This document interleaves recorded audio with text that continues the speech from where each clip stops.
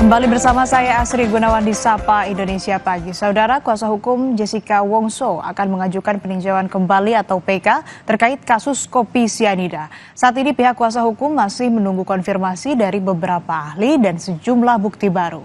Tim kuasa hukum Jessica Wongso sedang berusaha meyakinkan para saksi yang dianggap memberikan keterangan tidak benar di pengadilan terkait kasus kopi sianida yang merenggut nyawa Mirna Salihin pada tahun 2016 lalu. Kuasa hukum Jessica, Otto Hasibuan, berharap para saksi bersedia mengungkapkan kebenaran seperti halnya saksi-saksi di kasus Vina dan Eki. Saya perkirakan minggu pertama Agustus, jadi berarti minggu depan, ya. Saya perkirakan di akhir minggu pertama, paling lambat di awal minggu kedua. Kita akan dapatkan nanti ada alat bukti baru.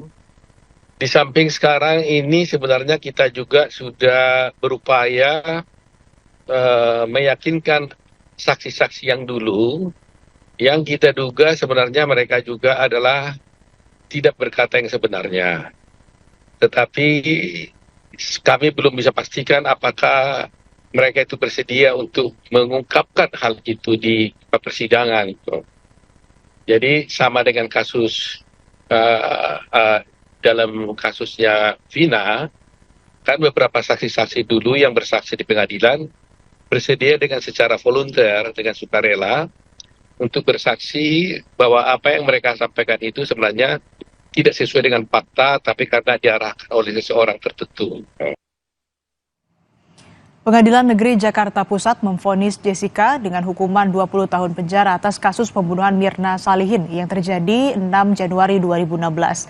Kala itu Mirna bertemu Jessica Wongso di Cafe Olivier Grand Indonesia. Jessica datang lebih dulu di kafe dan memesan minuman kopi Vietnam untuk Mirna. Tak lama Mirna meminum pesanan kopi, tubuh Mirna kejang dan berujung kematian. Dari hasil otopsi disimpulkan ada kandungan sianida di tubuh Mirna.